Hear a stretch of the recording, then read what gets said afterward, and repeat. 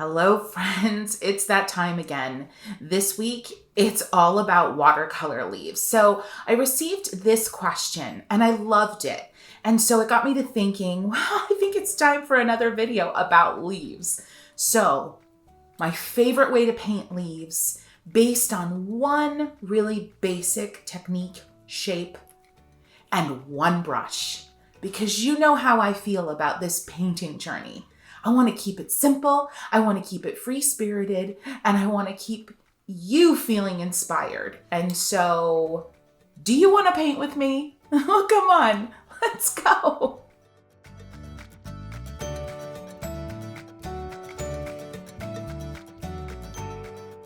I know I'm showing you all of my brushes there in the bottom right-hand corner, but trust me, friends, today it's watercolor leaves with one brush, and it's going to be the 1/2-inch dagger. I'm also using Academy watercolor paper today because if you've been with me for a while, you know this is my new watercolor paper obsession because it keeps me from going broke because I go through paper like water. Let's get into it, friends. Press, drag, and lift slowly. One color, press, drag, and lift slowly. I use 2 different colors on each of the strokes. Let them blend together. Now you can upstroke, press, drag, and lift. Another color, press even harder, drag, and lift. And that is your basic leaf shape. Remember that comment someone asked me, Christy, do you have like a favorite leaf shape that you go to again and again? And it is definitely that one. Now we're getting into some silver dollar eucalyptus, just a simple circle with the curved edge of that brush facing down. And now I'm using the tip, just the tip, to dab in some other color and make a little hint of a stem. Curved edge facing down again. And we make a big sweeping circle with 2 strokes. This circle, friends, should not be perfectly round because what piece of silver dollar eucalyptus is perfectly round in real life? Always keep an eye on what is still wet on your page and take that opportunity to dab in color. Now I'm holding the brush almost perfectly perpendicular. I know my hand's in the way, creating a really simple lazy circle, little water on my brush to fill in and reshape with the tip of the brush, making a little hint of a stem with the point of the brush. And you can start to see this cluster of silver dollar eucalyptus unfold. Now, friends, I get asked all the time, Christy, do you have a plan? Do you have something in mind? And I typically don't. I knew today that I wanted to do leaves with one brush, and I wanted to make sure that my leaves didn't go off the edge of the pages too often. That's just more of like a graphic artist type thing. And I knew that I wanted to use brighter colors. Now I've done this technique before. I've done it with a 1/4-inch dagger and I did it with more muted colors. If you want to take a look at that video first, check it out here and then come back for the bold colors. All right, press, drag, and lift just 1 time each and you're starting to create a little bit of like a vine effect. Press, drag, lift, quick. This is quick. And I love getting more than 1 color on my brush. I also love doing one of the press, drag, and lifts and then grabbing a second color to finish off that wider leaf. That is my jam. I love that so much. I adore letting these leaves slightly bump into one another and let that color mingle ever so subtly. Now, if you have 2 areas, 2 leaves bumping into each other that have a lot of water going on, those colors are gonna mingle not so subtly. They're gonna explode into one another. So just keep that in mind. Press, drag, and lift. I'm creating kind of a downward curve as I place this cluster of leaves. Just think about the direction of your brush. When you're pressing and dragging, just start to curve your brush instead of dragging it straight. And you'll be able to get a little bit more of control with the curve and the general shape of the leaf cluster. And look at that bounce. With a little touch of the brush on the curved edge, you create a little stem. and then just more press, drag, and lift. Here's the thing, friends, these leaves don't have to be all green. They don't. I'm using yellow right now, and that makes sense. But I understand the pink and the purple and the teal leaves don't necessarily make sense. But you know what? Somehow they work. And I don't know about you, but I've been on walks where the sun is just glistening through the trees. And just a certain way the sun catches the surface of a leaf, it can sometimes look pink. It can sometimes look turquoise. So you know what? Bring that in to your painting because this is your domain and you can do you here. All right. So more and more of that standard leaf, that press, drag, and lift twice, that is my favorite. And you can edit and alter that basic double-ended pointed teardrop leaf shape. See that? Press and drag, little bit of a stem, light touch, just the flick of a wrist, the change of the angle on your wrist, and you are creating clusters that are interesting and dynamic and keeping the eye kind of moving throughout the page.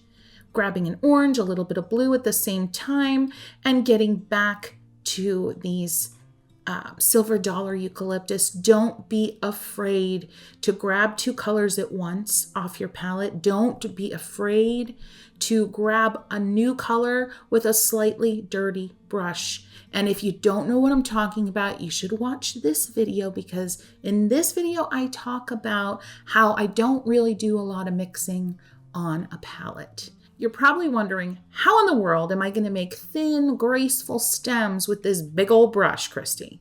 Well, you're going to use the very tip of your brush like I just did, very little pressure, and just lightly drag the tip of that brush across the page, not a lot of pressure. Continuing to build these silver dollar eucalyptus. Now, if you wanted some of the eucalyptus to look like it was being viewed from the side, you just make more of a squat oval. I'm doing more of kind of a top-down view, so to speak. Really kind of coming at this from more of a patterned approach. Now, you can do press and lift with very little drag, and that's going to give you a great opportunity to create clusters of smaller leaves connected by tiny stems. I'm sure you can imagine. You could just look around your house at some of your houseplants, some of your succulents that kind of have that vibe. It's not big leaves that are on one long single stem. You have plants that have tiny leaves connected by a bunch of little stems, and that is a great way to create that look. Just a quick dab and press, very little drag. Friends, if you're having a good time here today, I would love for you to give this video a boop. And all that means is give this video a like, a thumbs up. And that just lets everybody out there in the YouTube universe know that we're having a good time and that they don't want to miss out. Also a great time. If you haven't subscribed yet, what are you waiting for? I gotta be honest, we have such a blast here and it's really become such a lovely community and we talk a lot and we bounce ideas off of one another. So go ahead and subscribe so you don't miss a thing. All right, moving on here to that cluster of small leaves. Just keep refining those shapes and start bringing in your thin, wispy stems. And I really love, in most cases, for my stems to have a point where they all converge. So basically, what does that mean? I want my leaf stems to kind of spray outwards from one point. So it just makes much more of a natural look, if you notice, instead of having the stems all kind of coming out straight and not really converging in any one place.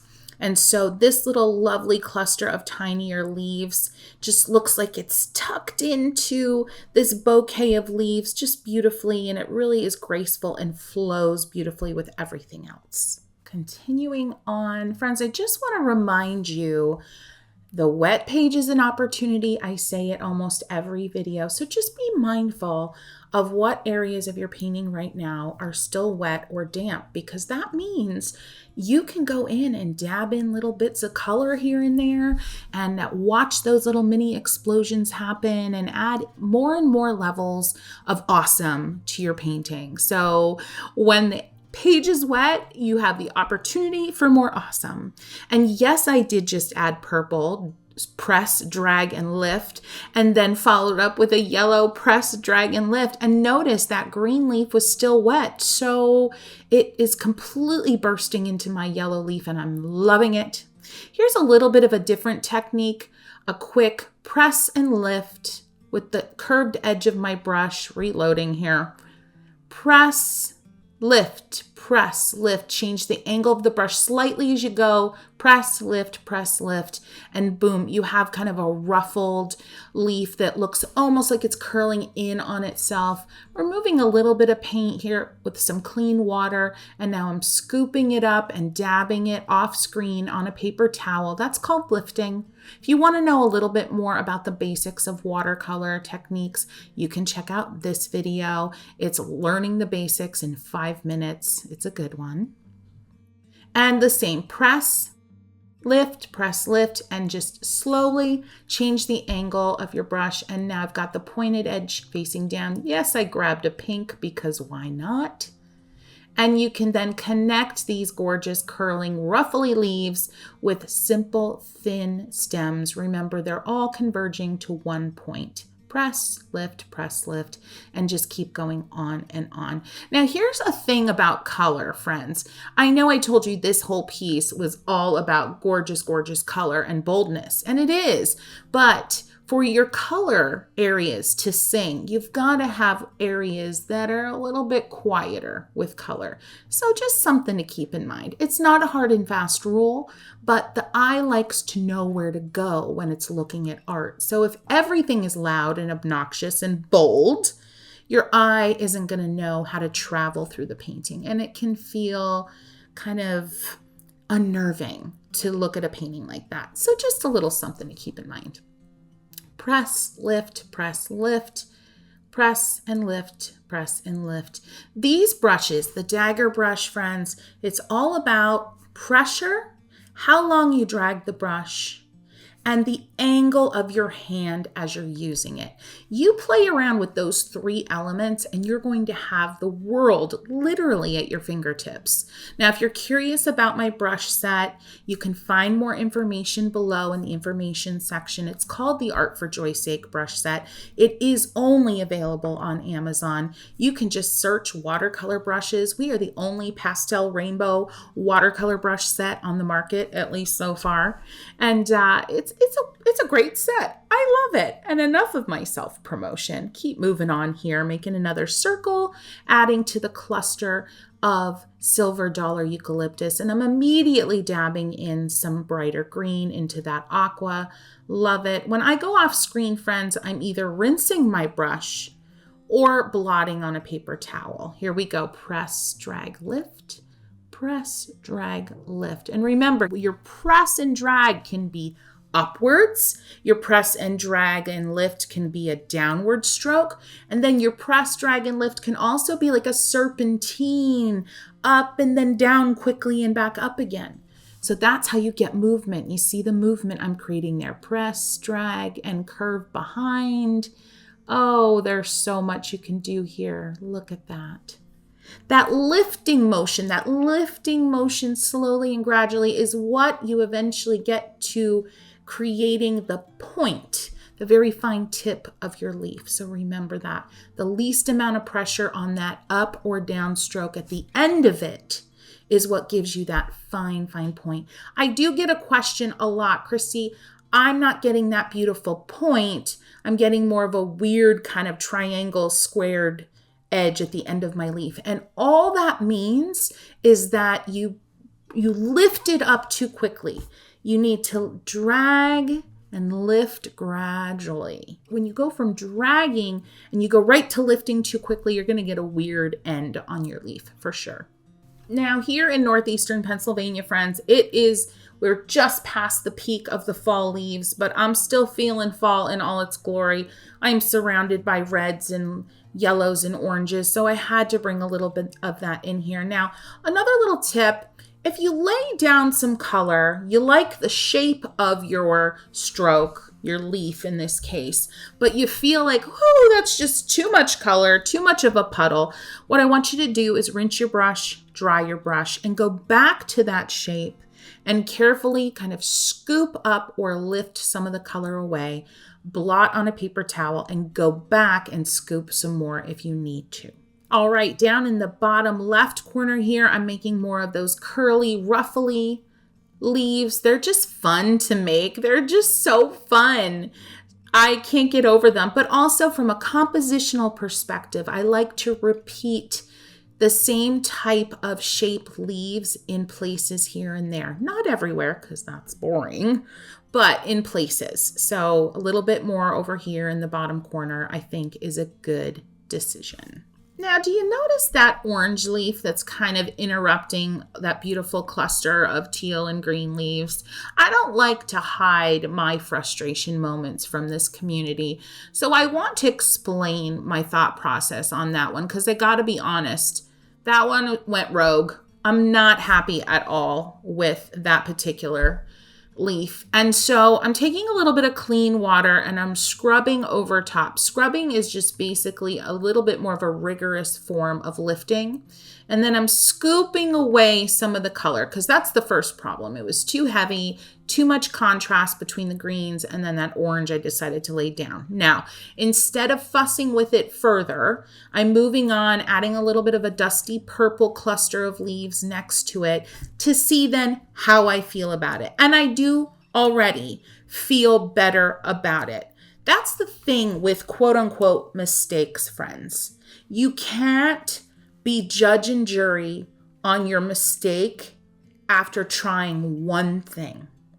You also cannot continue to hone in on, work and overwork an area of your painting that you're not happy with. You've got to try something and then step away, paint around it. Because what you move on to paint around an area that is not your favorite can sometimes completely transform that area that wasn't your favorite.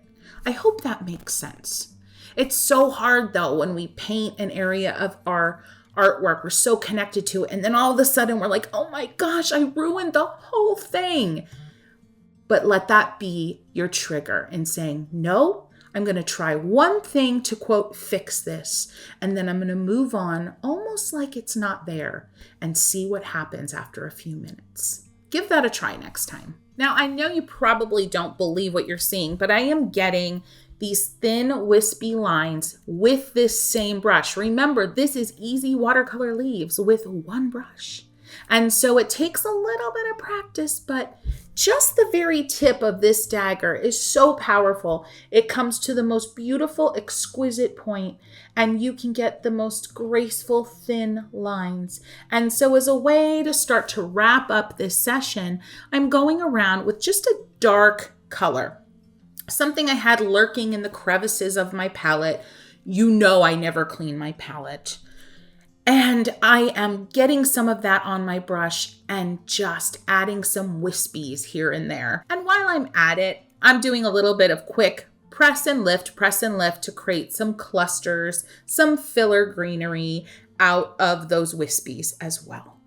This is the home stretch in your painting. This is the point where you feel a little bit like no one can touch you.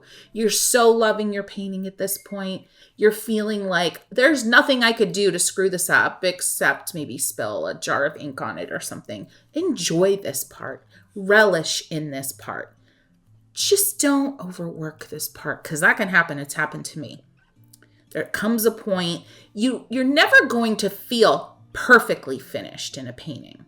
So it's better to stop before you're quite sure if you're finished. It's kind of like it's better to stop eating before you feel overfull. I don't know why I always do food and eating metaphors. I don't know what that's all about. Anyway, so I just love to stop just before I think I'm done, when I'm still unsure if I'm done. Step back, take a breath, compliment yourself. Remember, we got to always be kind to ourselves.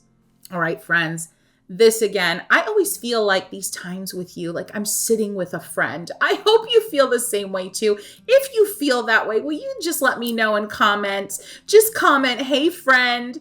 And that way we can know that we're all feeling, it'd just be like a community creative hug, okay? I would love for you to watch this video. I think this next one is the perfect fit to flow from this leaf experience. And until then, all I gotta say is happy painting.